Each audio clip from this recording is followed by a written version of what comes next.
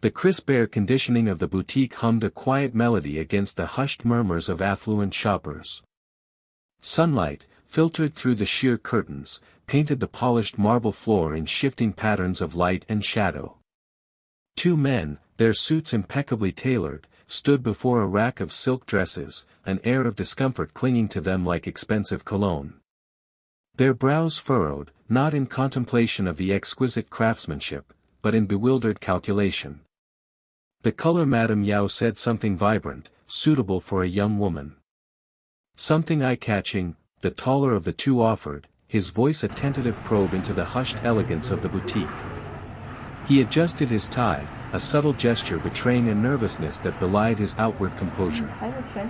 This is ridiculous, he thought, picking a dress for a woman we've never met. His companion, shorter and stockier, ran a hand over his slicked-back hair. Eye-catching. Yes, but not vulgar. Madame Yao was specific about that. Something elegant. But youthful.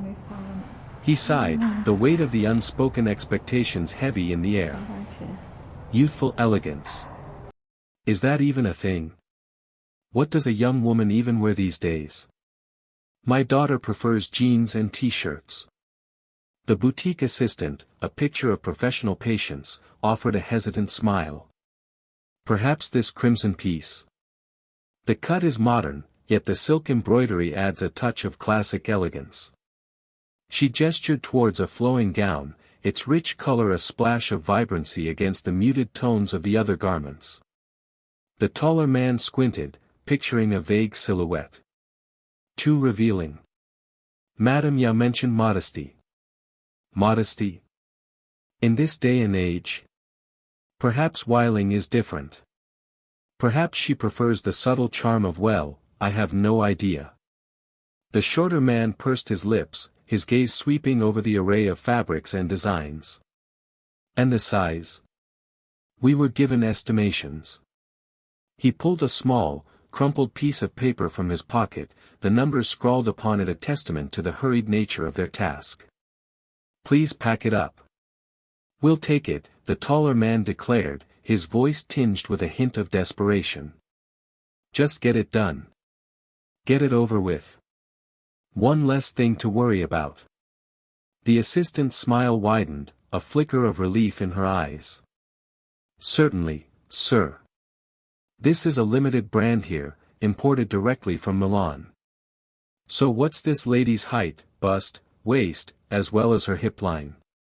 We need to make some minor adjustments. A beat of silence hung in the air before the taller man stammered, we don't have the exact measurements. The assistant paused, a professional mask slipping for a fraction of a second to reveal a flicker of genuine surprise. May I ask who this dress is for? The shorter man cleared his throat, a hint of reluctance in his voice. Miss Lynn Weiling. The name hung in the air, charged with unspoken significance. The assistant's expression shifted subtly, a flicker of recognition replacing the initial confusion. Lynn Weiling, the chairman's daughter. The revelation rippled through the air, changing the atmosphere in the boutique subtly but perceptibly. Across the city, the rhythmic clatter of mahjong tiles punctuated the hushed conversation in a dimly lit tea-house. Hu Qianyu sat across from Xiao Li, the steam from their teacups swirling between them like a veil. Qianyu's gaze remained fixed on the swirling patterns of the tea leaves, his mind miles away.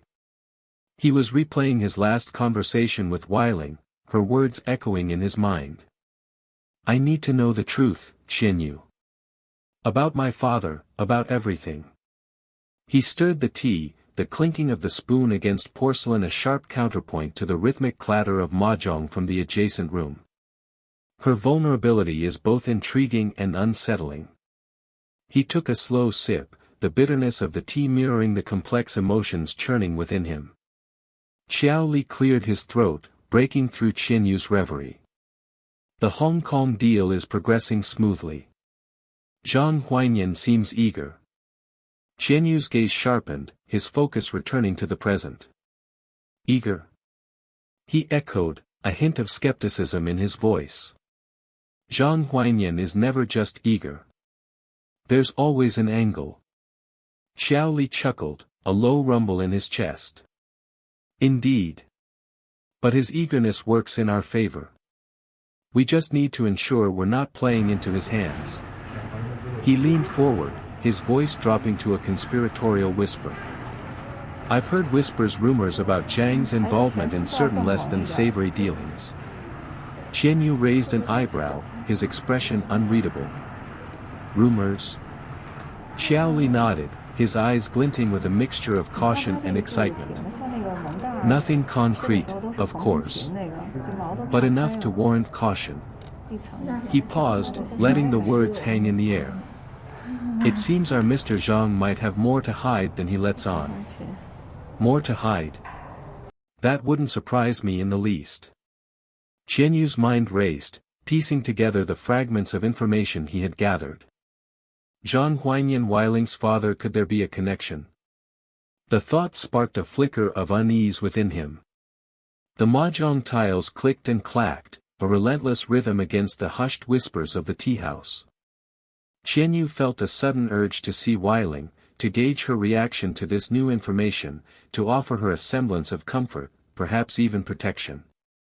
He excused himself abruptly, leaving Xiao Li mid-sentence, the unspoken questions hanging in the air like the lingering scent of jasmine tea. He drove through the city, the neon lights blurring into streaks of color, his thoughts a tangled web of suspicion and concern. He arrived at the Yao family mansion, the imposing gates a stark reminder of the power and secrets that lay within. He found Weiling in the garden, a splash of vibrant crimson against the lush greenery. The dress, the one the two bewildered men had chosen, fit her perfectly, accentuating her delicate frame and the quiet strength in her eyes. She turned as he approached, a flicker of surprise, then a slow smile spreading across her face. Qianyu, she breathed, the name a soft whisper in the evening air.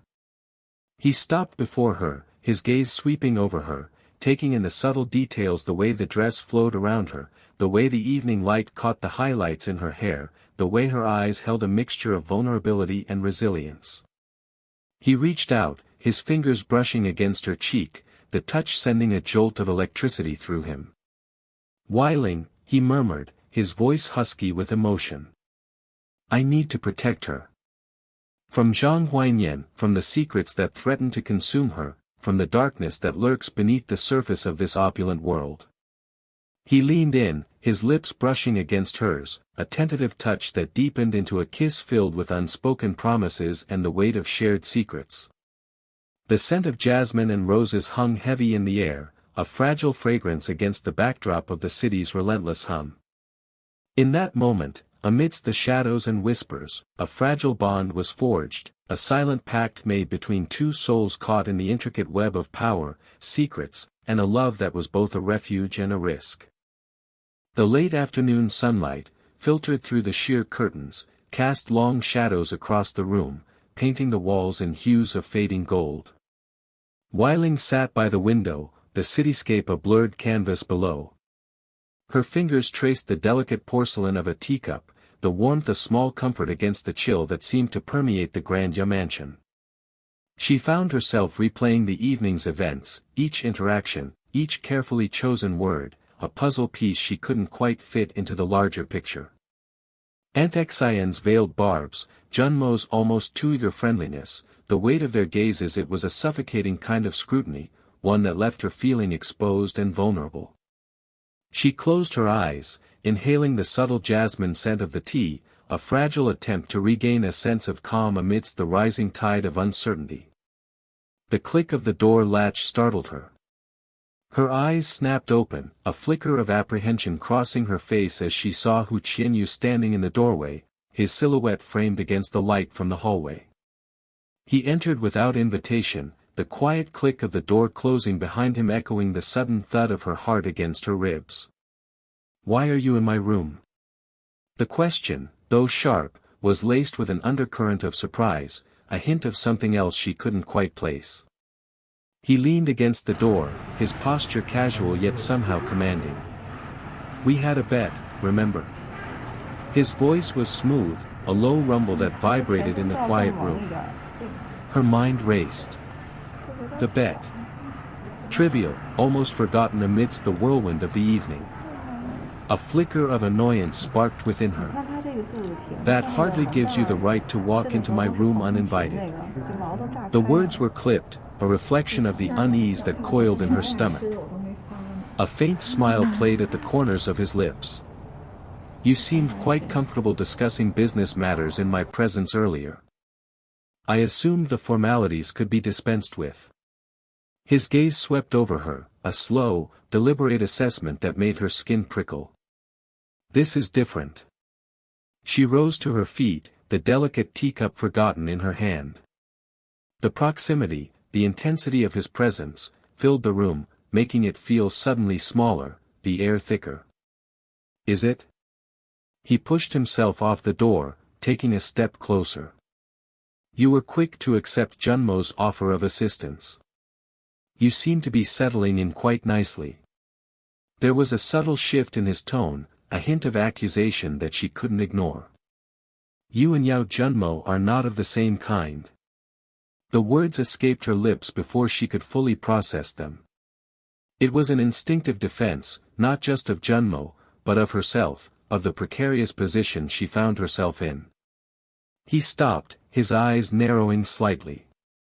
Oh. And what kind am I, Lin Weiling? His voice, though still quiet, carried a dangerous edge. She hesitated, the unspoken words caught in her throat. She saw the flicker of something unreadable in his eyes, a glimpse into the depths she couldn't fathom. You are calculating. Strategic. She chose her words carefully, each syllable a measured beat against the tension that vibrated between them. A low chuckle rumbled in his chest. And Junmo is not? He's family, she retorted, her voice tightening. The word, even to her own ears, sounded fragile, uncertain. Was it truly family, or just a gilded cage? Family, he echoed, the word laced with a hint of cynicism. A convenient alliance. What are you worrying about? She asked, her voice barely a whisper. He didn't answer immediately. He looked at her, his gaze intense, searching. The silence stretched, filled only by the soft hum of the city lights filtering through the window. I'm worried, he finally said, his voice low and almost hesitant, that I may use the Yao's strength to threaten you. The words hung in the air, heavy with unspoken implications. Weiling stared at him, her mind reeling. Threaten? Was that truly his concern, or was it something else, something masked beneath the careful facade he presented to the world? Her heart pounded against her ribs, a frantic rhythm against the quiet tension that filled the room. She searched his face, trying to decipher the emotions hidden behind his guarded expression. Was it concern she saw in the depths of his eyes, or something colder, more calculating? The uncertainty gnawed at her, a disquieting echo of the larger questions that haunted her, questions about her father, about the Yao family, about her own place in this intricate web of power and secrets. She felt a tremor of fear, not of him, but of the unknown, of the treacherous currents that swirled beneath the surface of this opulent world she was now a part of. The weight of it settled upon her, heavy and suffocating, a premonition of the storms to come. The flash of cameras momentarily blinded Yao Junmo. He blinked, the sudden glare a stark contrast to the soft, flattering lighting of the banquet hall's interior. A young woman with a microphone thrust it towards him, her smile practiced and bright. Mr. Yao, a few words about your sister's foundation. He felt a hand on his elbow, a subtle pressure guiding him slightly to the side, shielding him from the worst of the paparazzi onslaught. It was Hu Qianyu, his usual impassive mask softened by a hint of amusement. Just say you're happy to support her, Qianyu murmured, his voice low and close to Junmo's ear. The scent of sandalwood and something subtly metallic, like the tang of rain on steel, drifted from him. And when they ask about a particular lady, just say her dress is gorgeous. Junmo's jaw tightened almost imperceptibly. He knew precisely which lady Qianyu referred to. Lin Weiling. Their half-sister, whose sudden appearance had stirred up the placid waters of the Yao family life. He plastered a charming smile on his face. Of course. Delighted to be here supporting my sister's important work. He delivered the lines flawlessly, his voice smooth and confident. Inwardly, however, a flicker of resentment ignited. Qianyu's effortless grace, his casual manipulation of the situation, it all grated on Junmo. He knew Qianyu wasn't doing this out of genuine concern for him, it was a calculated move, a subtle assertion of dominance. Are you wearing that red suit to steal my thunder, Junmo? A voice, laced with a playful sharpness, cut through the orchestrated chaos. Lin Weiling stood at the edge of the crowd, a vision in emerald green silk. The dress flowed around her like liquid moonlight, accentuating her delicate frame and the defiant tilt of her chin. Junmo felt a strange mix of annoyance and a reluctant admiration. She was a disruption, a walking, talking embodiment of their family's carefully buried secrets. Yet, she possessed a certain magnetism, a quiet strength that he couldn't deny. Weiling, he said, his voice carefully neutral. He could feel Qianyu's gaze on them, sharp and assessing. You look stunning. The word felt inadequate, yet anything more effusive seemed inappropriate given the simmering tension between them. Weiling's lips curved into a smile that didn't quite reach her eyes. Thank you, Junmo. You clean up nicely yourself. Her gaze shifted to Qianyu, a flicker of something unreadable passing across her features. Mr. Hu, she acknowledged him with a curt nod, her voice cool and distant. The air crackled between them, thick with unspoken words and unresolved emotions. Qianyu's expression remained unchanged, his eyes like dark, still pools. Miss Lin, he replied, his voice smooth as polished jade. Enjoying the festivities? The question hung in the air, heavy with irony. Weiling's fingers tightened around the small clutch she held. Beneath the surface of her composed demeanor, a storm raged. She could feel the weight of their gazes, the scrutiny, the unspoken questions swirling around her like vultures. The scent of expensive perfume and the murmur of polite conversation pressed in on her, suffocating her. She longed to escape, to break free from the gilded cage of the Yao family's world. Actually, she said, her voice strained, I'm feeling a bit unwell. I think I'll slip away quietly. It was a lie, a flimsy excuse, but it was the only escape route she could see. Junmo frowned, a flicker of concern in his eyes. Are you sure? I can have someone call a car. Weiling shook her head, offering a weak smile. No, no. I'll be fine. Just need some fresh air. She turned and slipped away, melting into the shadows before either of them could respond. As Weiling's figure disappeared into the night, Qianyu felt a strange pang of disappointment. Their encounters were always charged, a delicate dance between attraction and animosity. He couldn't decipher her, and that intrigued him. Her vulnerability, carefully masked beneath layers of defiance, drew him in, while her connection to the Yao family, a family steeped in secrets and shadow dealings, kept him wary. He glanced at Junmo, who was still watching the spot where Weiling had stood, a mixture of concern and bewilderment etched on his face. Your sister seems fragile, Qianyu commented, his voice carefully neutral. Junmo turned back, his expression hardening slightly. She's stronger than she looks. There was a possessiveness in his tone that Qianyu couldn't ignore. The complex dynamics of the Yao family were becoming increasingly apparent. Later that evening, in the hushed confines of his private study, Qianyu received a call from Qiao Li. The Hong Kong deal is finalized, Li's voice crackled over the line. Zhang Huainian played his hand masterfully. The land is his. Qianyu's fingers tightened around the phone. Zhang Huainian. His father. The man who had abandoned him and his mother years ago, now a looming presence in his life once more, manipulating events from the shadows.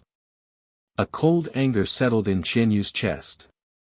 His father's ambition was boundless, his morality fluid. He had used the Hong Kong deal as a pawn in a larger game, a game Qianyu was only beginning to understand. And the other players? Qianyu asked, his voice low and dangerous. They're scrambling to pick up the pieces, Li replied. But your father, he's untouchable. Qianyu hung up the phone, the silence of the room pressing in on him. He thought of Weiling, of her vulnerability, of the secrets that bound her to the Yao family, a family now inextricably linked to his father's machinations. He felt a sudden, overwhelming urge to see her, to understand the forces swirling around them, to protect her from the storm that was gathering on the horizon. The thought surprised him with its intensity. He leaned back in his chair, the city lights glittering outside his window, a cold, indifferent backdrop to the turbulent emotions brewing within him. The game had changed. And he was no longer just a player. He was becoming a pawn. And he had a feeling Weiling was one too. The low hum of the engine filled the space between them, a stark contrast to the boisterous chatter of the banquet hall fading in the distance. Yao Junmo's car, a sleek, black machine whispering of wealth and power, glided through the city's neon-lit arteries. Weiling stared out the window, the kaleidoscope of lights blurring into streaks of color. Her reflection, pale and uncertain, stared back. Why did he insist on driving me home? She wondered, her fingers unconsciously tracing the intricate embroidery on her clutch. Junmo's gesture, ostensibly polite, felt suffocating. She had seen the flicker of possessiveness in his eyes, the subtle tightening of his jaw when Hu Qianyu had approached her at the banquet. He wants to mark his territory, a cynical voice whispered in her mind. She shifted uncomfortably in the plush leather seat. The dress suits you, Junmo said, breaking the silence. His voice, usually smooth and controlled, held a slight edge. Weiling turned to him, forcing a polite smile. Thank you. Does he think this is some sort of competition? The thought left a bitter taste in her mouth. This dress, this carefully constructed image of elegance, was another layer of armor, a shield against the scrutiny of the Yao family. Hu Qianyu seems interested in you, Junmo continued, his eyes fixed on the road ahead. Weiling felt a prickle of annoyance. He's a business associate. Nothing more. Why does everyone keep reducing me to a pawn in their games? She thought, a wave of exhaustion washing over her. The car pulled up to the curb outside her apartment building. Before Junmo could speak, Weiling quickly opened the door. Thank you for the ride, she said, her voice clipped. She needed to escape the suffocating atmosphere of his car, the weight of his unspoken expectations. As she stepped onto the pavement, a familiar voice called out her name. Weiling. She turned to see Hu Qianyu standing by his own car, a dark, imposing figure against the backdrop of the city lights. A flicker of surprise, quickly followed by a surge of unease, ran through her. What is he doing here? Junmo's car pulled away, leaving Weiling standing in the pool of light cast by the street lamp, caught between two men, two worlds. Qianyu approached, his expression unreadable. I can give you a lift, he said, his voice low and steady. Hesitation warred with exhaustion. She glanced back at her apartment building, the warm glow of the windows beckoning. It's not necessary, she replied, her voice strained. The encounter with Junmo had left her emotionally drained, and the last thing she wanted was another charged interaction. It's late, Qianyu persisted, his gaze unwavering. Let me take you home. Something in his tone, a quiet firmness that brooked no argument, made her acquiesce. She nodded, her throat suddenly tight. The silence in his car was different from the strained quiet in Junmo's. It wasn't oppressive, but rather, expectant. She looked out the window, trying to avoid his gaze. The city lights blurred past, a dizzying display of color and movement. "Why did you come in?" she finally asked, her voice barely above a whisper. The memory of him interrupting her tense conversation with Junmo, his sudden appearance like a disrupting force, still lingered. He glanced at her, a flicker of something unreadable in his eyes. "I needed to talk to Xiaoli." He paused, his gaze returning to the road. "Andy wanted to see you." The admission, so unexpected, hung in the air between them. Weiling's heart skipped a beat. "He wanted to see me." The thought echoed in her mind, a fragile hope taking root in the barren landscape of her emotions. He pulled up outside her apartment building. The silence returned, heavier now, charged with unspoken emotions. Weiling reached for her clutch, her fingers brushing against the smooth leather. "Give it to me," Qianyu said, his voice soft. She looked at him, confused. "What?" "The dress," he clarified, his gaze meeting hers. "I'll have it cleaned and returned to you." A wave of protectiveness washed over her. "It's fine," she said, clutching the bag tighter. "I spent my own money on this dress." The words, sharp and defensive, were a reflection of her own insecurities, her fear of being indebted to anyone, especially him. A ghost of a smile played on his lips. "I know." He paused, his voice dropping to a near whisper. "We just have the same dad, not mom." The words hit her like a physical blow. The carefully constructed walls she had built around herself crumbled, leaving her exposed and vulnerable. She stared at him, her breath catching in her throat. How did he know? This secret, this carefully guarded piece of her past, was now laid bare. He saw the shock in her eyes, the unspoken question hanging in the air. "I've known for a while," he admitted, his voice laced with a strange mixture of sadness and understanding. "I'm going to the company," she said, the words tumbling out, a desperate attempt to regain control of the conversation, of her emotions. She needed to shift the focus, to escape the intensity of his gaze. "Hansang Corporation?" he asked, his voice gentle. She nodded, unable to meet his eyes. "I need to find out what happened to my father." A long silence stretched between them, filled only with the soft hum of the car's engine. Finally, he spoke, his voice low and steady. "Be careful, Weiling." She looked at him then, truly looked at him, and saw not the aloof businessman, but a man burdened by his own secrets, his own pain. "My mother," she began, the words catching in her throat. "She passed away." The confession hung in the air, fragile and exposed. He reached out, his hand covering hers, his touch warm and reassuring. In that moment, the city lights outside seemed to fade, the noise of the world receding, leaving only the two of them, connected by a shared past, a shared pain, and a fragile, burgeoning hope for the future. The stale air of the apartment building lobby felt heavy, clinging to Weiling like a damp cloth.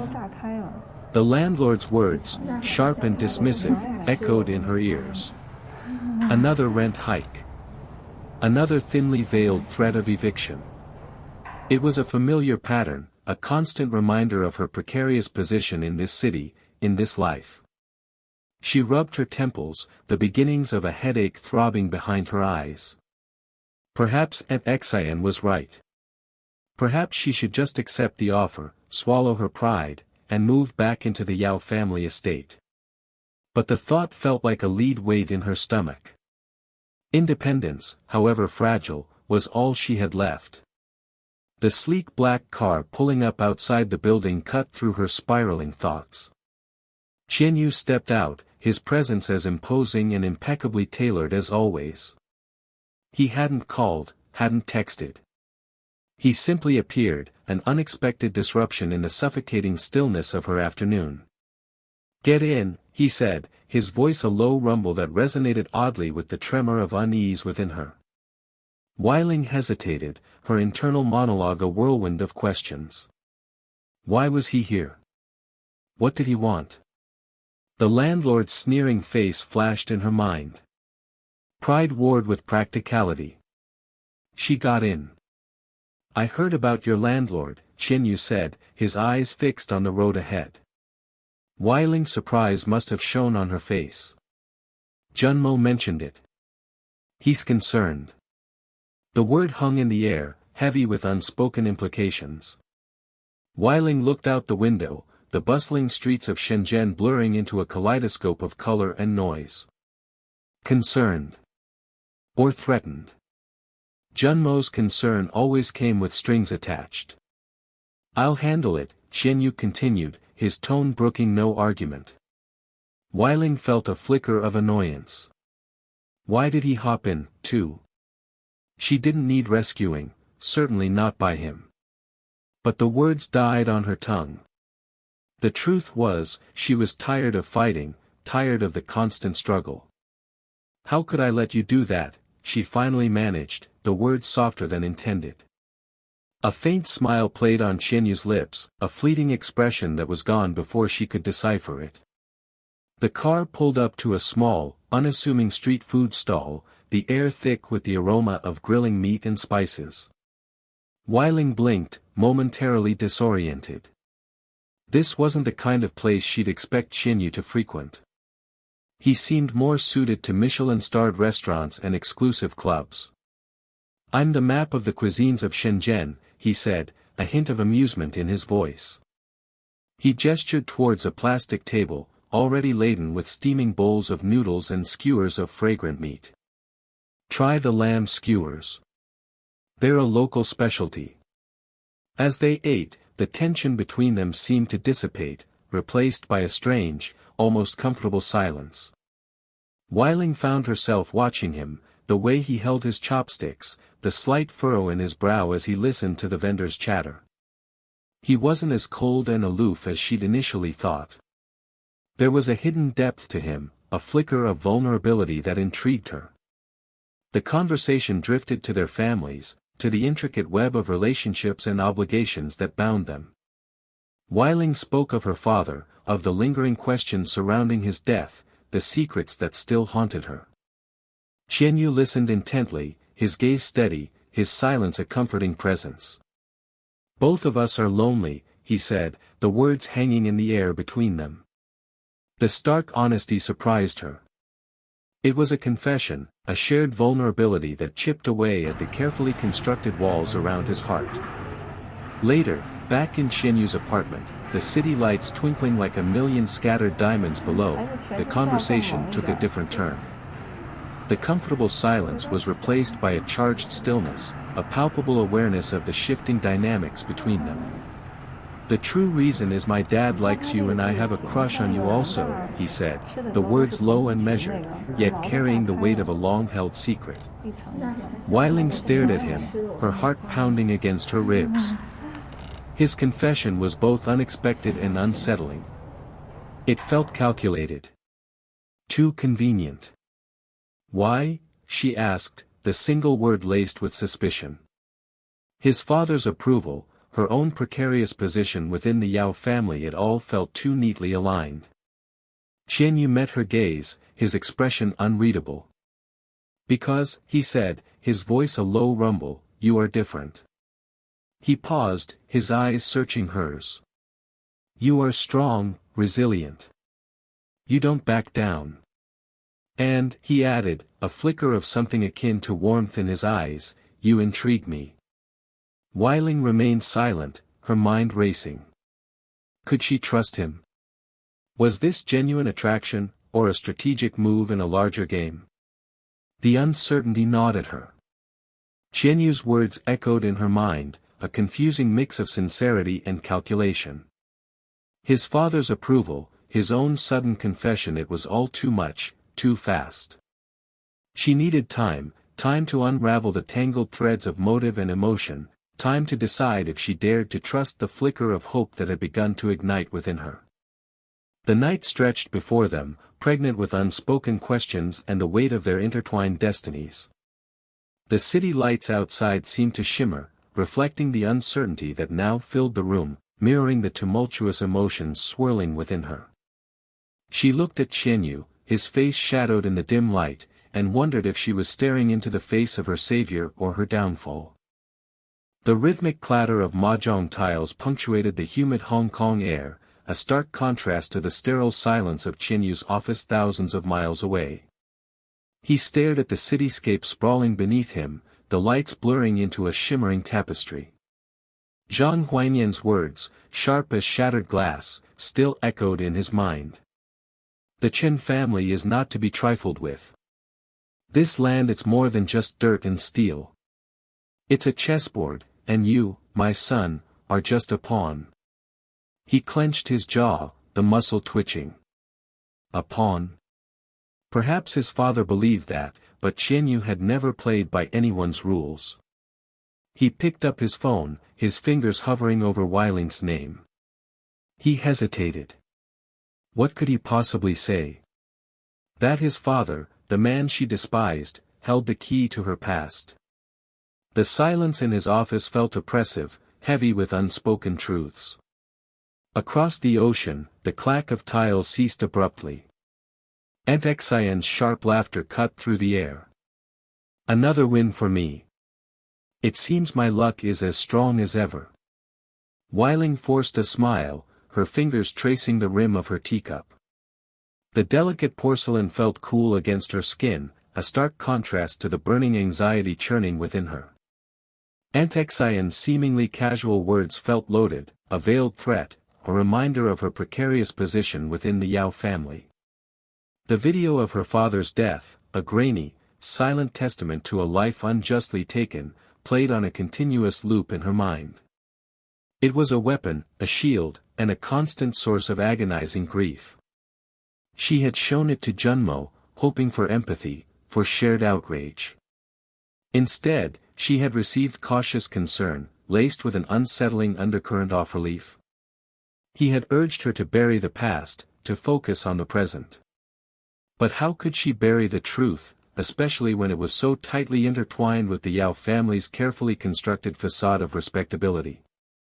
Days blurred into a relentless cycle of tense meetings, veiled threats, and carefully constructed lies. Weiling found herself navigating the treacherous currents of the Yao family's internal politics, each conversation a carefully choreographed dance around unspoken truths. Junmo, torn between familial loyalty and his own ambition, offered fleeting moments of genuine connection, only to retreat behind a wall of polite indifference. His eyes, however, held a flicker of something more, a hint of understanding that both frightened and intrigued her. Then came the call. An unknown number. A voice, smooth and dangerous, offering a deal she couldn't refuse. Zhang Huainian. He knew about the video. He proposed a trade, the land deal in Hong Kong for her silence. Her breath hitched. It was a gamble, a dangerous game of brinkmanship. But what choice did she have? The truth, like a caged bird, clawed at its confines, desperate for release. The opulent meeting room in Hong Kong felt suffocating. Xiao Li, his face an impassive mask, sat across from Qianyu, their conversation a carefully orchestrated duel of veiled threats and subtle insinuations. Mr. Hu, Xiao Li began, his voice smooth as polished jade, I understand your father has a particular interest in this project. Qianyu met his gaze, his expression unreadable. My father's interests are his own. I am here to represent Han Sang Corporation. His internal monologue raged. He knew his father's involvement was more than just paternal guidance.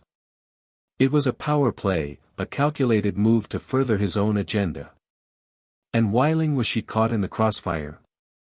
The thought of her, vulnerable yet fiercely determined, tightened his chest with a strange mixture of protectiveness and longing. He pushed the thought away, focusing on the task at hand. He had to secure the deal, not only for Han Sang, but for Weiling. Back in the stifling humidity of her ancestral home, Weiling replayed her conversation with Zhang Huaiyan, dissecting every word, every inflection. He was a viper, charming and deadly.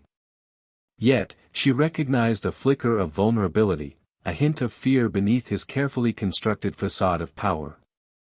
It was this fear, this crack in his armor, that she intended to exploit. She had made a deal with the devil, but she was determined to dictate the terms. She knew the video was her only leverage, her only weapon against the man who had orchestrated her father's demise. She sought out Aunt Xian, her heart pounding a war drum against her ribs. The older woman sat in the courtyard, a delicate fan fluttering in her hand, her expression serene, almost beatific. But Weiling knew better. Beneath that placid surface lay a core of steel, a will as unyielding as the ancient banyan tree shading the courtyard. Aunt Xian, Weiling began, her voice trembling slightly, I need to talk to you about my father. The fan stilled. Aunt Xian's eyes, sharp as shards of ice, met hers. Your father is gone, Weiling. It's time to let go of the past. The words, though spoken softly, held the weight of a command. Weiling took a deep breath, steeling herself. I can't let go, she replied, her voice gaining strength, not until I know the truth. She laid out her terms, her voice calm, steady, each word a carefully placed stone in a precarious tower. She spoke of the video, of the land deal, of the intricate web of lies that bound them all together. Aunt Xian listened, her expression unreadable. When Weiling finished, a long silence hung in the air, broken only by the chirping of cicadas. Finally, Aunt Xian spoke, her voice barely a whisper. You are more like your father than I thought. The words were not an accusation, but a chilling acknowledgement. The pieces were falling into place, the puzzle taking shape. Qianyu, unaware of the deal Weiling had struck, finalized the land transaction in Hong Kong, a grim satisfaction settling in his gut. He had played his part, secured his victory. But the taste was bitter, tinged with the knowledge that his father's machinations had tainted his success. He thought of Weiling, of the strength hidden beneath her vulnerability. He needed to see her, to feel the reassuring solidity of her presence. As he boarded the plane back to the mainland, a single image filled his mind, Weiling's face, etched with a mixture of pain and determination. He knew, with a certainty that resonated deep within his soul, that their paths were inextricably intertwined, bound together by secrets, lies, and a burgeoning love that defied the darkness surrounding them. The Hong Kong night sky, a velvet tapestry stitched with the cold fire of a million distant stars, stretched out before her. The wind, a restless whisper against her skin, carried the faint scent of the sea and the sharper tang of city smog. Below, the city lights pulsed like a living organism, a chaotic symphony of light and sound. Lin Weiling wrapped her arms around herself, the chill seeping into her bones despite the thin jacket. This city, this vast, indifferent expanse of concrete and glass, felt both exhilarating and isolating. It mirrored the turmoil within her own heart. He stood a few feet away, his silhouette sharp against the cityscape, the wind ruffling his hair. Hu Qianyu.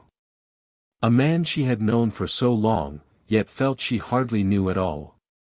His presence, usually a source of both comfort and unease, tonight felt like a tightly coiled spring, vibrating with unspoken words. She had come here tonight seeking answers, a clarity she desperately craved.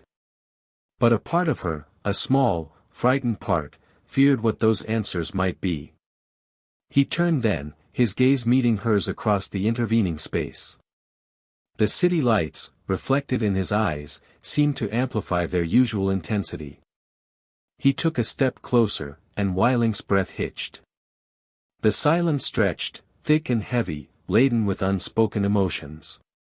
She could almost hear the frantic beating of her own heart, a drumbeat against the backdrop of the city's roar. Weiling, he finally spoke, his voice a low rumble that carried on the wind, there are things I need to explain. His words hung in the air, and a wave of apprehension washed over her. This was it. The moment of truth. She swallowed, forcing herself to meet his gaze. I think I deserve to know. He sighed, a sound that seemed to carry the weight of the world. He ran a hand through his hair, a gesture she had seen him do countless times, a small, unconscious habit that betrayed his inner turmoil. It started a long time ago, he began, his voice barely a whisper. When you went abroad, the word struck her like a physical blow. He remembers, she thought, a flicker of hope igniting within her. He remembers that time. The years she had spent away, struggling to adapt to a new life, always with the nagging feeling that she had left something unfinished, something unresolved. Why didn't you come when I went abroad? The question, sharp and raw, escaped her lips before she could stop it. The years of suppressed emotions, the constant questioning, the unanswered prayers, it all poured out in that single sentence. He flinched, as if her words were physical blows. His jaw tightened, and the muscles in his neck corded. He started, then stopped, as if struggling to find the right words. The silence stretched again, agonizing in its intensity. Weiling's heart sank. He won't tell me, she thought, a wave of despair washing over her. He'll never tell me. Finally, he spoke, his voice barely audible. You were Junmo's sister. I couldn't. His words, so carefully chosen, so deliberately vague, only fueled her confusion. You told me you just took me as my sister, she countered, her voice trembling. The lie, the carefully constructed facade he had maintained for so long, felt like a betrayal. He closed his eyes, as if trying to shut out the pain in her voice. Weiling, please, it wasn't that simple. Then tell me the truth, she pleaded, her voice barely above a whisper. The city lights blurred through the tears that welled in her eyes. Tell me why. Why did you push me away? He turned towards her then, his gaze unwavering.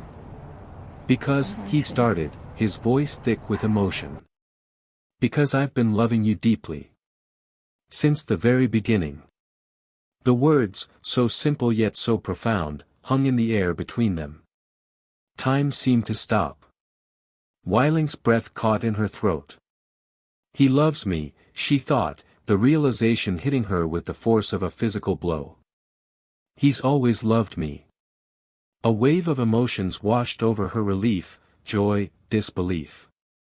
The years of uncertainty, the constant questioning, the suppressed feelings, it all came crashing down, leaving her feeling exposed and vulnerable. Why didn't you tell me, she whispered, her voice choked with emotion. He took a step closer, reaching out to gently cup her face in his hands. His touch, warm and gentle, sent a shiver down her spine. I was afraid, he admitted, his voice raw with honesty. Afraid of what it would mean, afraid of what I would lose. His words resonated with her own unspoken fears. The fear of rejection, the fear of losing the fragile connection they had. She closed her eyes, leaning into his touch. I was afraid too, she confessed, her voice barely a whisper. He pulled her closer, his arms wrapping around her in a warm embrace. The warmth of his body against hers, the steady beat of his heart against her ear, filled her with a sense of peace she hadn't felt in years. In his arms, she felt safe, protected, loved. The city lights, no longer cold and distant, seemed to shimmer with a newfound beauty. The wind, no longer a restless whisper, felt like a gentle caress. I've missed you, Weiling, he murmured against her hair. So much. I've missed you too, she whispered back, her voice thick with emotion. They stood there for a long time, embraced in the heart of the bustling city, the silence filled with unspoken words, unspoken promises. The Hong Kong night, once a symbol of her isolation, now felt like a witness to their reunion, a silent testament to the enduring power of their love. The lingering chill of the rooftop air seemed to follow Weiling into the opulent ballroom where the auction was already underway. The rhythmic chant of the auctioneer, the hushed murmurs of the bidders, and the clinking of champagne flutes created a strange dissonance with the turmoil in her heart. She found a seat near the back, her gaze drifting towards Chinyu. He sat beside Yao Junmo, his expression unreadable, a mask she was beginning to recognize. He hadn't looked at her since their conversation on the roof. Had she pushed him too far? The vulnerability she had allowed herself to show felt like a raw, exposed nerve. The auctioneer's gavel fell, punctuating the sale of a Ming vase. Weiling barely registered it. Her mind replayed Qianyu's words, each syllable echoing in the hollow spaces of her uncertainty. He had spoken of his father, a man shrouded in an enigma Weiling couldn't yet decipher. A man whose shadow seemed to stretch across Qianyu's life, casting a pall over his ambitions and desires. She wondered about the nature of their conflict, the unspoken tensions that vibrated beneath the surface of their interactions. Junmo leaned in, his voice a low murmur against the background noise. "He's always been like this," he said, his gaze fixed on Qianyu. "Driven, relentless. Never satisfied." Weiling met his eyes, searching for a hint of resentment, of sibling rivalry. She found it, fleeting but present, a flicker of something dark beneath the polished veneer of familial concern. "He wants that Hong Kong land," Junmo continued, his tone laced with a mixture of admiration and envy. "It's more than just business for him. It's a conquest." The bidding for the next item, a rare piece of jade, intensified. Qianyu remained impassive, his eyes fixed on the auctioneer, yet Weiling sensed a coiled tension in his posture. He was waiting, she realized, for something more than just the fall of the gavel. He was waiting for a confrontation.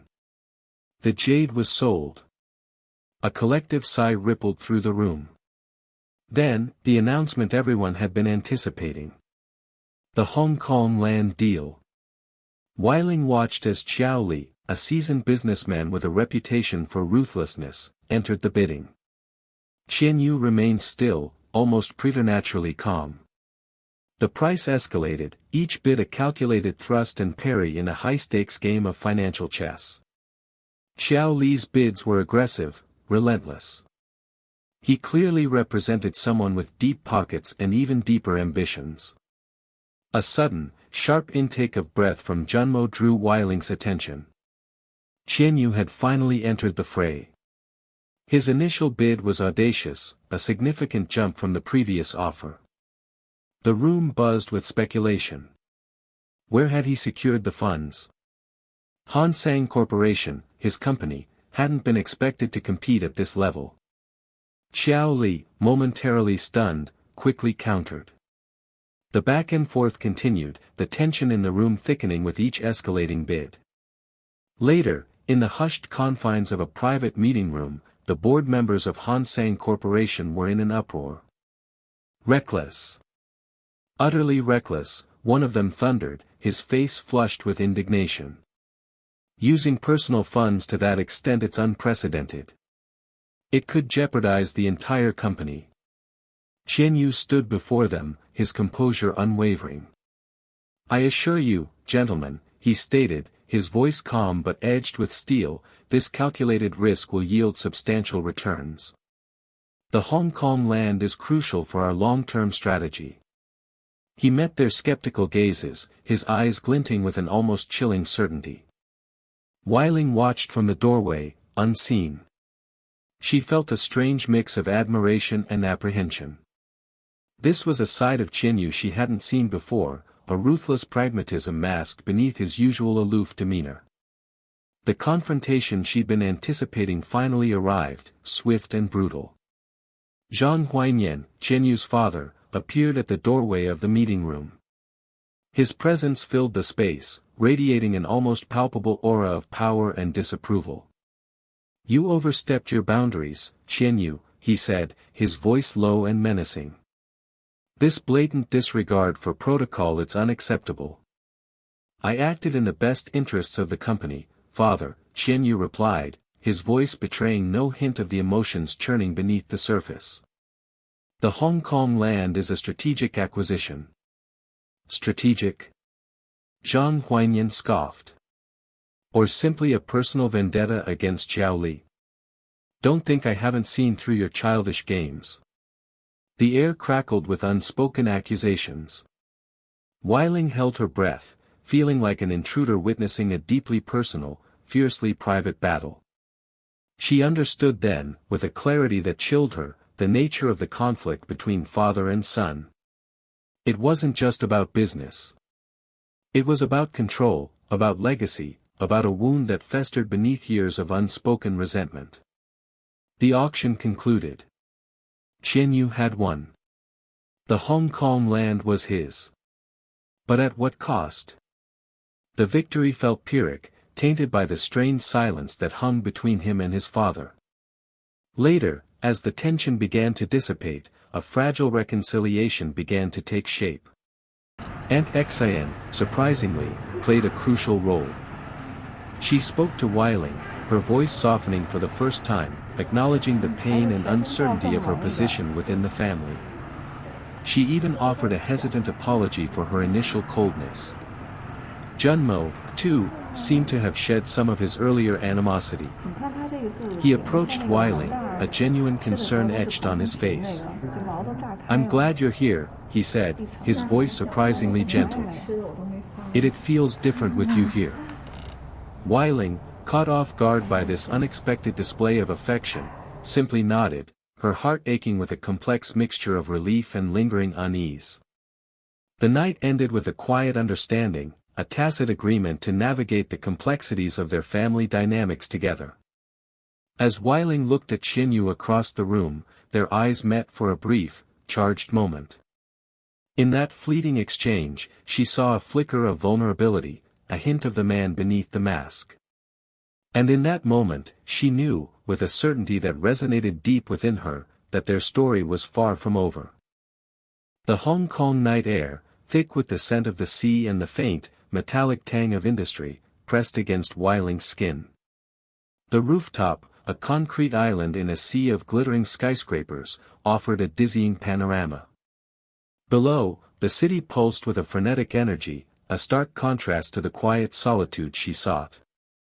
She leaned against the low wall, the cold stone a stark reminder of the chill that had settled deep within her.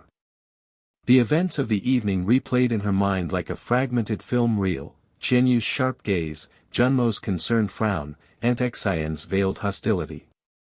Each interaction a piece of a puzzle she couldn't quite assemble. Was she truly a part of this family, this world of wealth and power, or was she merely an outsider looking in? The question gnawed at her, a persistent ache in her chest. The wind tugged at the edges of her shawl, mirroring the turbulent emotions swirling within her.